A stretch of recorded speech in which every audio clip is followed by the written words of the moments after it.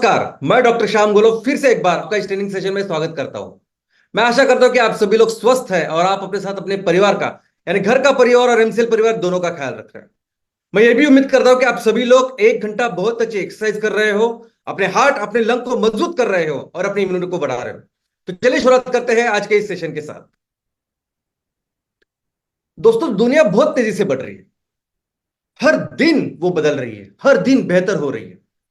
आज जिन चीजों के बिना हम सोच भी नहीं सकते जिंदगी के, वो चीजें 25 साल पहले थी नहीं। 25 साल पहले अगर हमें बैंक का कोई पैसे ट्रांसफर करना होता था तो हमें बैंक पे जाना होता था। पहले हमारा पासबुक वो कतार में रह के उसको अपडेट करना होता था, देखना पड़ता था कितने पैसे हैं। बाद में हम किसी को पैसे भेज सकते थे, वो भी कब? जब वो वर्किंग डेज है उस दिन, और दोपहर तक शाम तक को ये कर नहीं सकते थे, छुट्टी के दिन ये कर नहीं सकते थे। लेकिन आज आज 1 सेकंड में हम किसी को भी अपने पैसे ट्रांसफर कर सकते हैं। आज देखिए ना, आज ऐसा माहौल है कि आपको खाना खाने के लिए रेस्टोरेंट में जाने की जरूरत ही नहीं। आज इन रेस्टोरेंट का जो भी बिजनेस है उसमें भी इंटीरियर वगैरह बहुत ज्यादा करने की जरूरत ही नहीं। आज लोग घर बैठे जो भी खाना है वो मंगा सकते हैं। इनफैक्ट कुछ तो शहर ऐसे है कि जहां 24 आवर्स यानी आधी रात को भी अगर आपको भूख लगेगी तो कोई ना कोई रेस्टोरेंट आपको कोई ना कोई खाने के लिए लाके दे सकता है।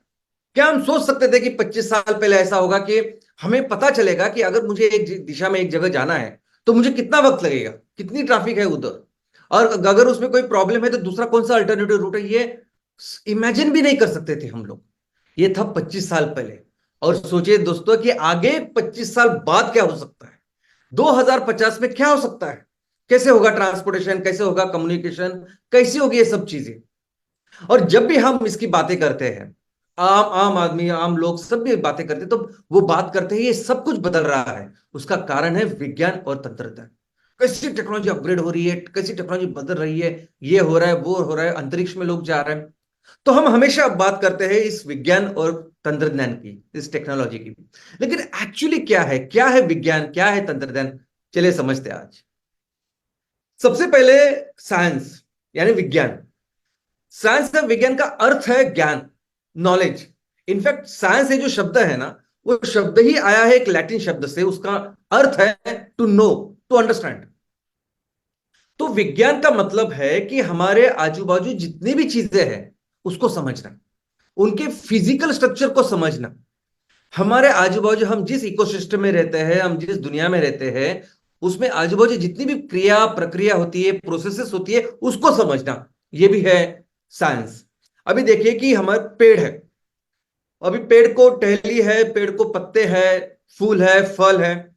अभी फूल फल कैसे होता है, पत्ते कैसे होते हैं, इसका फिजिकल स्ट्रक्चर क्या है, ये भी साइंस है। और ये जो पत्ता है, ये पत्ता किस तरह से धूप में प्रकाश संश्लेषण प्रक्रिया तैयार करता है, कैसे खुद का अनाज बनाता है, कैसे ऑक्सीजन बाहर डालता है, ये पूरा प्रक्रिया समझना, इस प्रोसेस को समझना, ये भी विज्ञान है, साइंस है। तो साइंस विज्ञान है इन सभी चीजों को समझना, जानना। और फिर तंत्रज्ञान क्या है? तंत्रज्ञान है कि यह जो नॉलेज है, ये जो ज्ञान है, इस ज्ञान का एप्लीकेशन, इस ज्ञान के साथ, इस नॉलेज के साथ कुछ ऐसा उपकरण, कुछ ऐसा सोल्यूशन बनाए जिससे हमारी लाइफ बेहतर हो जाए, जिससे हमारे कुछ प्रॉब्लम सॉल्व हो जाए।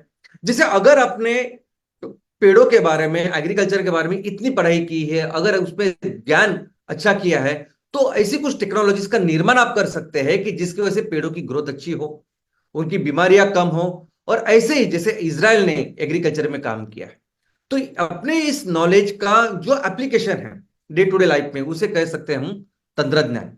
और ये तंत्रज्ञान पूरी तरह से डिपेंड होता है नॉलेज के ऊपर।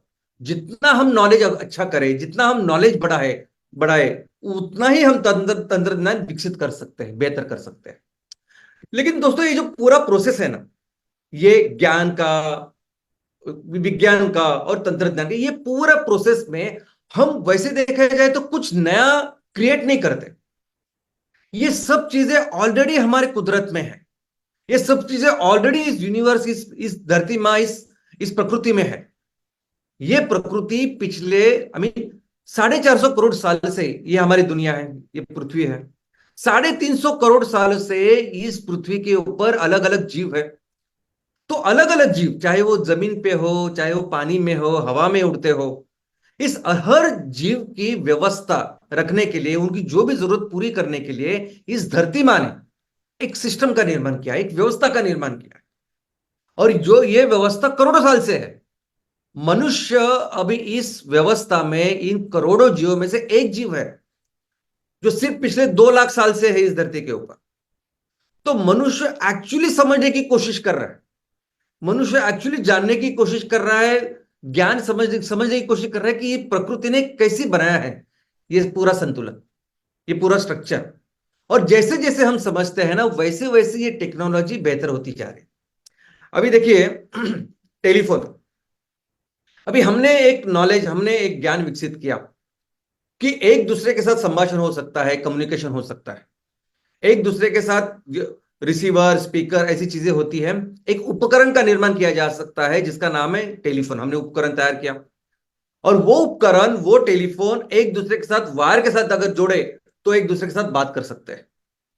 ये हमने कब किया? जब हमारी नॉलेज उतनी ही थी। बाद में जैसे हमने पढ़ाई की, हमारी नॉलेज समझी और हमें समझा कि प्रकृति में क्या चीज है, क्या है इस प्रकृति में, तब हमें यह समझा कि एक्चुअली ये सब संभाषण, ये कम्युनिकेशन करने के लिए कोई जरूरत नहीं वायर की। विदाउट वायर भी हम कर सकते हैं और मोबाइल की निर्मित हुई।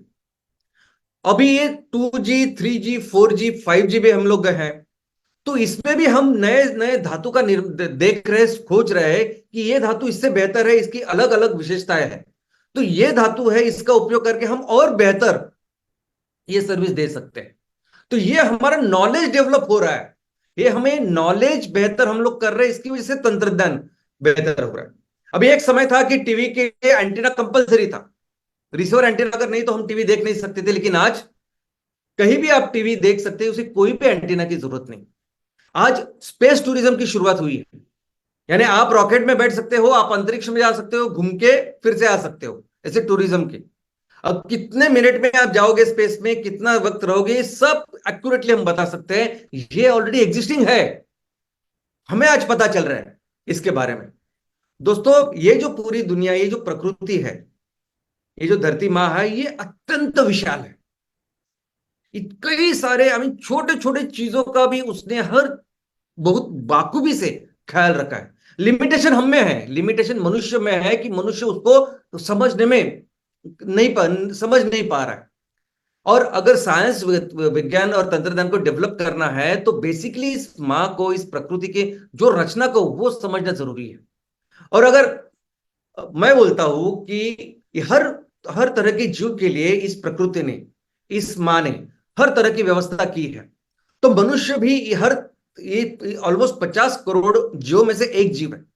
तो मनुष्य के भी जो जरूरतें हैं, वो हर जरूरत का सॉल्यूशन, हर जरूरत की पॉसिबिलिटी इस माँ ने तैयार करके रखी है।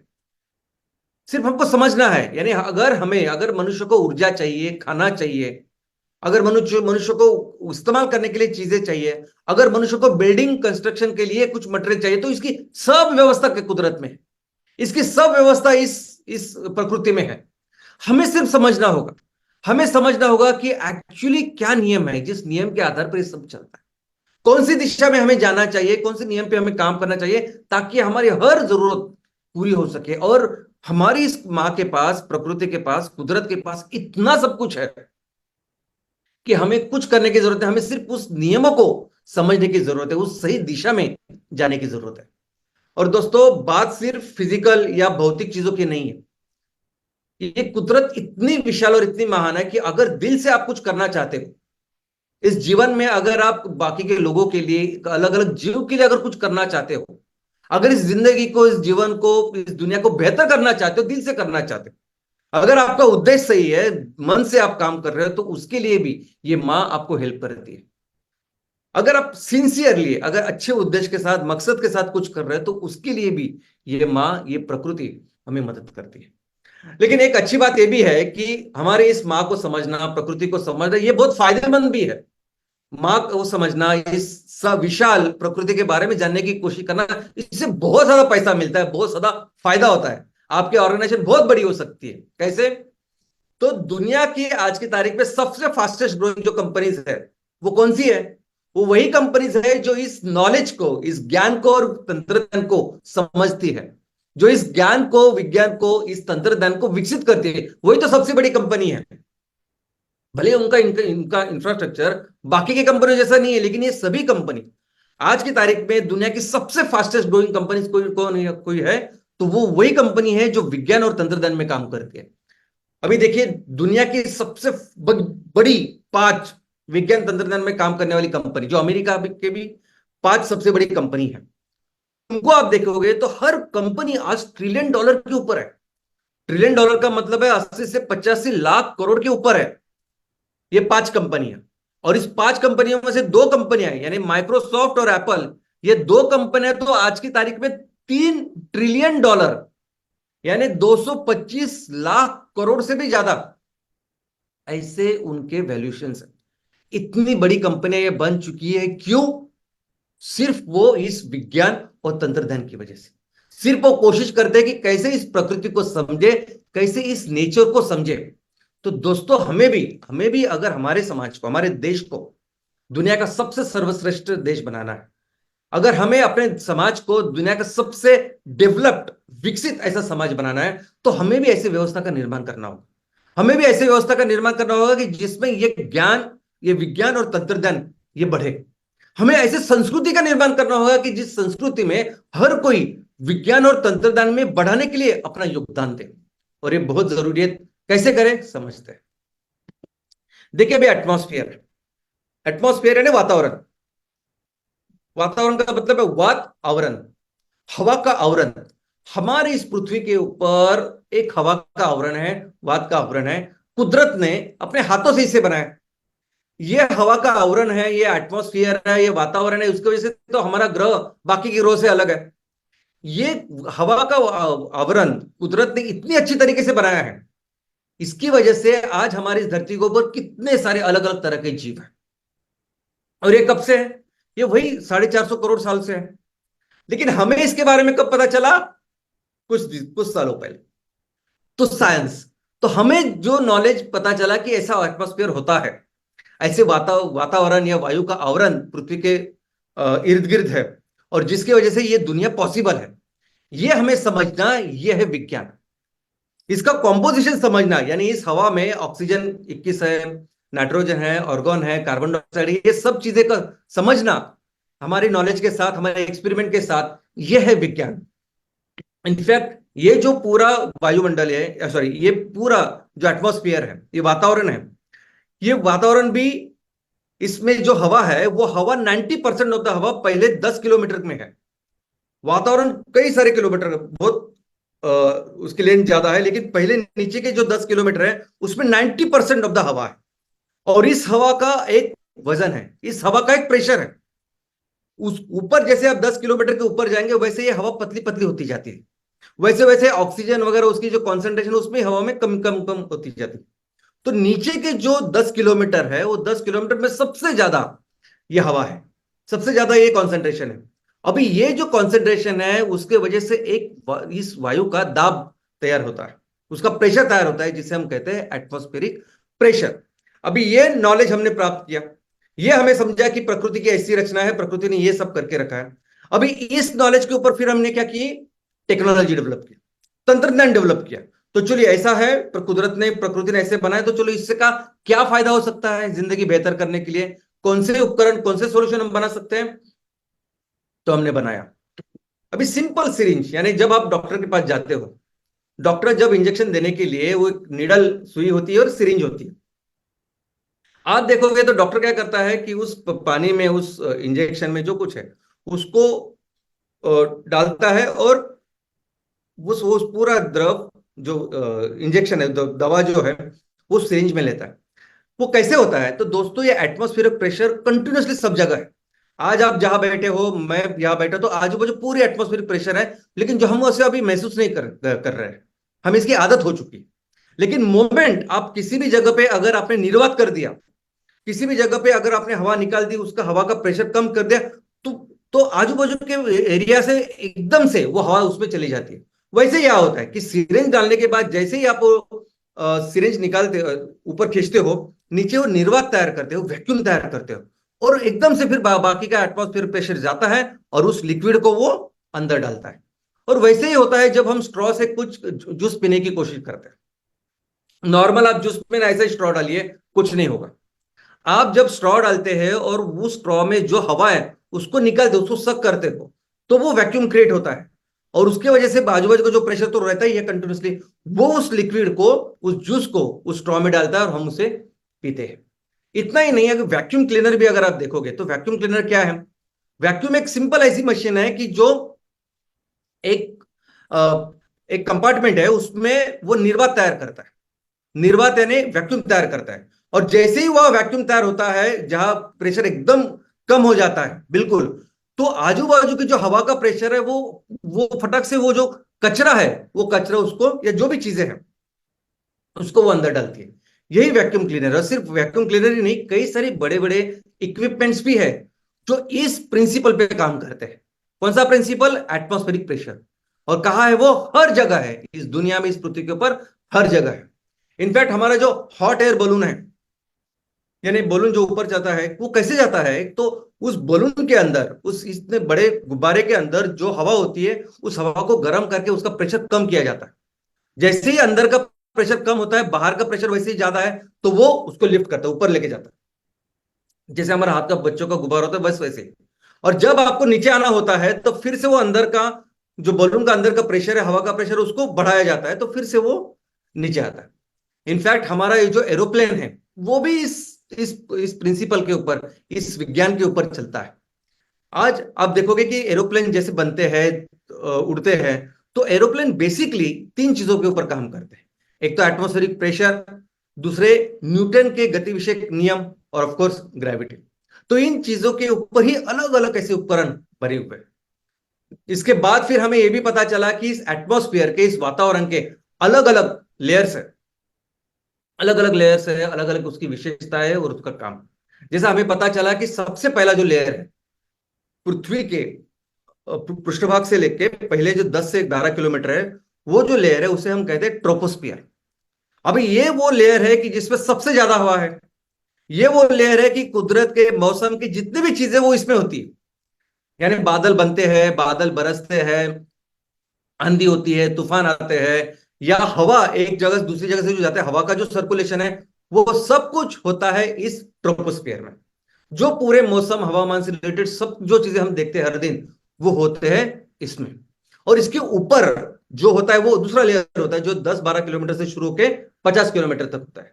और इस लेयर में फिर ना हवा उतनी ज्यादा होती है, ना बादल इतने ज्यादा होते हैं, तो इसलिए 10-12 किलोमीटर के ऊपर ही हमेशा जेट, प्लेन, हेलीकॉप्टर ये उड़ते हैं। इसके अलावा इस वातावरण में, इस एटमॉस्फेयर में ना, एक ऐसी स्पेशल लेयर है जो ऊपर नीचे होती रहती है, और वो जो लेयर है उसका नाम है आयोनोस्फियर। वो जो लेयर है, उस लेयर में चार्ज पार्टिकल होते हैं, उसमें चार्ज इलेक्ट्रॉन्स होते हैं।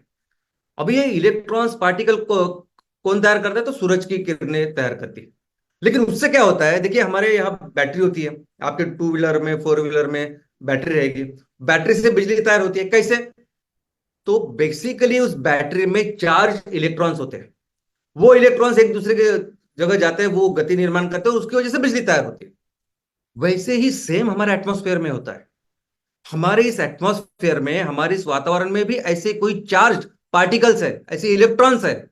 और ये वो चार्ज पार्टिकल है, ये वो इलेक्ट्रॉन्स है जो इंफॉर्मेशन, कम्युनिकेशन, ये एक दूसरे से दूसरी जगह लेके जाते हैं। ये वो चार्ज पार्टिकल है जिसकी वजह से हम जो मोबाइल की से बात करते हो जाते हैं। ये वो चार्ज पार्टिकल है जिससे हम रेडियो सुनते हैं, ये एएम एफएम। और ये जो लेयर है वो दिन में, रात में अलग अलग जगह पे होती है, या अलग अलग लोकेशन पे उसका एक लोकेशन होता है। लेकिन वो इतनी इंपॉर्टेंट है कम्युनिकेशन के लिए कि आज उसके वजह से ये पूरा जो विदाउट वायरलेस कम्युनिकेशन हमारा हो रहा है हर जगह पर, ये इस आयोनोस्फीयर की वजह से हो रहा है। तो बेसिकली ये सब क्या है? अभी सबसे बड़े जो साइंटिस्ट है उनमें से एक संशोधक हमारे न्यूटन है। न्यूटन ने कोई कोई किसी बहुत बेसिक ऐसी चीजें हमारे सामने रखी है फिजिक्स के। ओके, तो उसमें जो लिखे, अभी जैसे एक उन्होंने गुरुत्वाकर्षण का नियम हमें बताया कि ऐसे गुरुत्वाकर्षण होता है, ऐसी ग्रेविटी होती है, और जो भी चीज हम डालें वो नीचे इस धरती के ऊपर जाती है। दोस्तों ये सभी क्या है, ये सब चीजें क्या है, ये उनके गति विषयक जो नियम है वो क्या है, वो बेसिकली समझना कि प्रकृति काम कैसे करती है। प्रकृति ने हर चीज बनाई है हमारे लिए, हर एक जीव के लिए, उसकी सुरक्षा के लिए, उसका ख्याल रखने के लिए प्रकृति ने वो चीज बनाई है। ये गुरुत्वाकर्षण भी उसी के लिए है। आप जैसे ही अंतरिक्ष में चले जाओ, कुछ नहीं, गुरुत्वाकर्षण वगैरह कुछ नहीं, ये गति विषयक नियम कुछ नहीं है। किसने बनाया फिर ये प्रकृति ने बनाया। और ये इन चीजों को समझना, इन चीजों को सामने रखना, यही काम करते संशोधक। अभी न्यूटन ने उन चीज को समझा और हमारे सामने रखा, बस यही बात है। तो अभी अगर हमारे देश को भी इस विज्ञान तंत्रज्ञान में आगे बढ़ाना है, अगर हमें भी अपने देश में वैसी व्यवस्था का निर्माण करना है कि जिस व्यवस्था में इस विज्ञान तंत्रज्ञान बढ़े, हम आगे जाए, हम डेवलप हो, हमारा समाज बढ़े। इनफैक्ट मैं तो समझता हूं कि जरूरत है ऐसे कल्चर की संस्कृति की, जहां हर कोई कंट्रीब्यूट कर रहा है। तो कैसे होता है एक्चुअली विज्ञान तंत्रज्ञान की प्रगति कैसे हो सकती है, चलिए समझते हैं। सबसे बेसिक अगर कुछ है विज्ञान तंत्रज्ञान में, एकदम इंपॉर्टेंट, तो वो है ऑब्जर्वेशन, वो है निरीक्षण, चिकित्सक वृत्ति। दोस्तों हम मनुष्य जहां भी रह रहे हैं उस दुनिया में असंख्य ऐसी चीजें हैं जो कुदरत ने बनाई, कुदरत ने बनाई है। कुदरत के उसके पीछे एक सिस्टम है, कुदरत के उसके पीछे एक नियम है। हर चीज आपको सिर्फ देखना है, समझना है कि कैसे होता है, निरीक्षण करना है। निरीक्षण, ऑब्जर्वेशन, ये सबसे जरूरी है।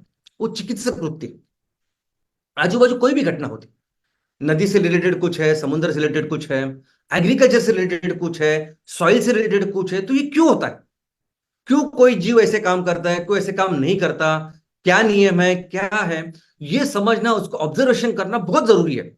तो सबसे जरूरी चीज, सबसे मोस्ट इंपॉर्टेंट चीज अगर कुछ है तो वह है ऑब्जर्वेशन, तो है निरीक्षण। हमें सीखना होगा, हमें इस संस्कृति को निर्माण करना होगा कि ये निरीक्षण करें हम, ऐसी चीज क्यों होती है, इसका क्या कारण है। ये चिकित्सक वृत्ति सबसे इंपॉर्टेंट है। और उसके बाद में सवाल पूछना। अभी हर कोई चीज अगर बार बार ऐसी हो रही है, बार बार ऐसी हो रही है, तो उसका क्या कारण है। ऐसी कोई चीज जिसका स्ट्रक्चर ऐसे बना हुआ है, तो उसका क्या कारण है। तो ऐसे कई सारे सवाल आपके तैयार हो सकते हैं जब आप उस चिकित्सक वृत्ति से निरीक्षण करते हो। और फिर आप मेजरमेंट करिए, फिर आप देखिए कि हर उस चीज को, जो चीज ऐसी होती है वो क्यों हो रही है और उसका परिमाण क्या है। और वो परिमाण हर जगह में अलग हो सकता है, टाइम का हो सकता है, लेंथ का हो सकता है, वजन का हो सकता है। जो चीज आप सीख रहे हैं, समझ रहे हैं, उस चीज का आप मेजरमेंट कीजिए। और यह करने के बाद फिर एक निष्कर्ष या एक सिद्धांत के को रखिए कि ये ऐसा हो रहा है, इसका कारण ये हो सकता है, ये ऐसा हो रहा है तो इसका कारण ये सिद्धांत, ये नियम ऐसा हो सकता है। तो फिर ये बार बार ऐसे हो रहा है, बार बार ऐसे हो रहा है, तो क्यों ना, ये क्यों हो रहा है, चलो इसकी पढ़ाई करें। तो एक बार आपने निरीक्षण किया, एक बार आपको समझा कि इस तरीके से ही ये सब कुछ होता है, तो इसका क्या कारण हो सकता है, तो इसके लिए पूरी पढ़ाई करना, इसके लिए अलग अलग चीजों को समझना, इसके रिलेटेड जो चीजें ऑलरेडी विज्ञान में एस्टेब्लिश्ड है उसको समझना, और इन सभी के ऊपर फिर एक सिद्धांत का निर्माण करना कि ऐसे पॉसिबल है, ऐसे मुमकिन है, ये नियम हो सकता है, और इसी नियम की वजह से ये सब चीजें हो रही है। और फिर क्या आता है, एक्सपेरिमेंटेशन। चलो आपने समझा ना कि ऐसी, इस तरह से ऐसा बल्ब बनता है, इस तरह से ये चीज हो सकती है, इस तरह से मैग्नेट से ये काम हो सकता है, तो एक्सपेरिमेंटेशन, एक्सपेरिमेंटेशन। और हो सकता है कि कई सारे आपको एक्सपेरिमेंट तैयार कर, कई कई बार काम करना पड़े उसके, लेकिन वो भी अपने आप में एक मजा है। लेकिन वो करना पड़ता है कि उस नियम को एस्टेब्लिश करना, उस सोल्यूशन को एस्टेब्लिश करना, उसके लिए बार बार कोशिश करनी पड़ती है। और फाइनली फिर आता है वो मौका, फाइनली आता है वो यूरो का, जब आप उस निष्कर्ष, वो जो सिद्धांत उसके प्रति पहुंचते, उसके वो जो टेक्नोलॉजी, वो जो सोल्यूशन आप तैयार कर रहे हो उस नियम के आधार पर, वो करते हो। और फिर इस सोल्यूशन को लेके आप बिजनेस तैयार करो, आप जो भी, जो जिंदगी बेहतर करो, कुछ अच्छे अच्छे चीजें करो, ये सब होता है। तो बेसिकली ऐसा एक प्रोसेस है। लेकिन आज एक बहुत ही इंटरेस्टिंग चीज मैं आपको बताना चाहता हूं कि हर देश आज देखिए कि टेक्नोलॉजी टेक्नोलॉजी बनाने में लगा है, हर देश। हमें पता है कि इसराइल कैसे एग्रीकल्चर में है, कैसे अमेरिका जापान डिफेंस में है, कई सारे देश टेक्नोलॉजी, आई मीन बिजनेस में है कि बिजनेस में कैसे टेक्नोलॉजी डेवलप करें। हर देश टेक्नोलॉजी का महत्व जानता है, विज्ञान तंत्र कितना महत्व है जानता है। तो क्या आप सोचते हैं कि ऐसा आदमी दुनिया में वो कैसा होगा कि जिसे दुनिया में टेक्नोलॉजी के जनक, तंत्रज्ञान के जनक ऐसा कहते हैं, उसकी क्या स्टोरी होगी? तो दोस्तों, दुनिया में जितने भी संशोधक है, जितने भी संशोधन होते हैं, उन सबके जनक अगर किसी को कहते हैं तो उनका नाम है थॉमस एल्वा एडिसन। उन्हें फादर ऑफ टेक्नोलॉजी कहा कहते हैं। उनके नाम पर 1093 इतने पेटेंट हैं। लेकिन सिर्फ पेटेंट की संख्या इंपॉर्टेंट नहीं है, इंपॉर्टेंट है कि उन्होंने बनाया क्या है। उन्होंने कुछ ऐसी चीजें बनाई है कि जो उसने पूरी दुनिया बदल के रख दी है। जैसे बल्ब, ये बल्ब जो इलेक्ट्रिसिटी है उन्होंने बनाया है। अभी मोशन पिक्चर, यानी जो अभी हम रिकॉर्डिंग करते हैं, मूवी बनाते हैं, पिक्चर बनाते हैं, वो जो पूरी होती है शूटिंग, वो शूटिंग का पूरा इन्होंने बनाया। ये आज मास मीडिया, मास कम्युनिकेशन के बारे में सब कुछ उसके ऊपर डिपेंड है, सब कुछ चल रहा है, वो मास कम्युनिकेशन की चीज इन्होंने बनाई। इलेक्ट्रिक मोटर इन्होंने बनाई है, यानी इतनी इंपॉर्टेंट चीजें, महत्वपूर्ण चीजें इन्होंने बनाई है कि जिसकी वजह से पूरी दुनिया बदल गई है। और इसके वजह से इनको फादर ऑफ टेक्नोलॉजी, तंत्रज्ञान के जनक ऐसा कहते हैं। लेकिन इनकी स्टोरी क्या है, चलिए समझते हैं। क्या आप सोच सकते हैं कि ये आदमी, जिन्हें टेक्नोलॉजी, तंत्रज्ञान के जनक कहते हैं, पूरी दुनिया कहती है, हर राष्ट्र कहता है, उन्होंने कोई भी पढ़ाई नहीं की। वो एक्चुअली उनकी परिस्थिति की वजह से वो जा ही नहीं पाए स्कूल। सिर्फ कुछ महीने उन्होंने फॉर्मल स्कूल किया, बाद में उन्होंने स्कूल कर नहीं पाए, और उसका कारण था उनकी हेल्थ। वो जब स्कूल में जा रहे थे तो उनको एक स्कारलेट फीवर करके एक बीमारी हुई। और क्या आप सोच सकते हैं कि उस स्कारलेट फीवर की बीमारी की वजह से उनके कान में इंफेक्शन हो गए, और वो एक्चुअली बहरे हो गए। एक कान से ये बहरे थे, सिर्फ दूसरे कान से ही सुना सुना करते थे, और वो भी अफेक्टेड था। कैन यू इमेजिन कि जिन्हें हम टेक्नोलॉजी, तंत्रज्ञान के पिताजी कहते हैं, जनक कहते हैं, वो ना उन्होंने स्कूल की, एक कान से वो बहरे थे। और ऑफकोर्स वो बाद में कॉमेडी ऐसा बोलते हैं कि, ऐसे बोलते थे कि अच्छा हुआ कि मेरा एक कान नहीं है, इसलिए मैं कॉन्सेंट्रेट कर पाता हूं। लेकिन सोचिए कौन सी परिस्थिति से हुआ है।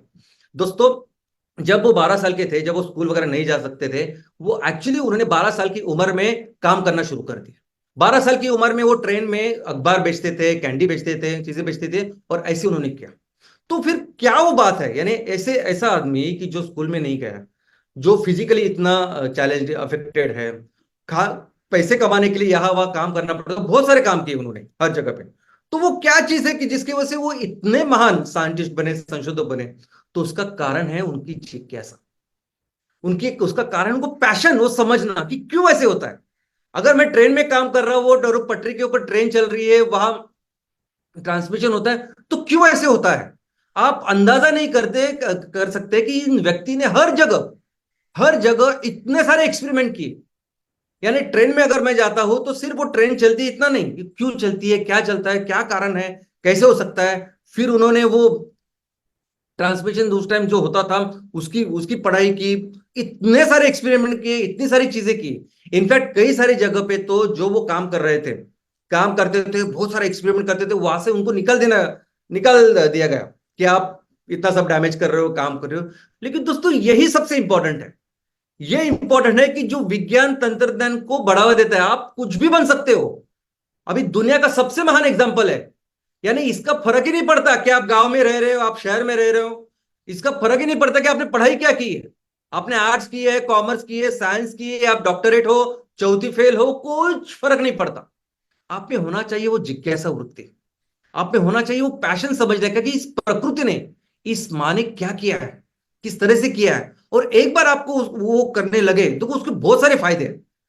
बाद में ये व्यक्ति ने दुनिया की सबसे बड़ी कंपनी बनाई, जनरल इलेक्ट्रिक। सबसे बड़ी ऑफ कोर्स, वो बिजनेसमैन भी बने इस चीज की वजह से।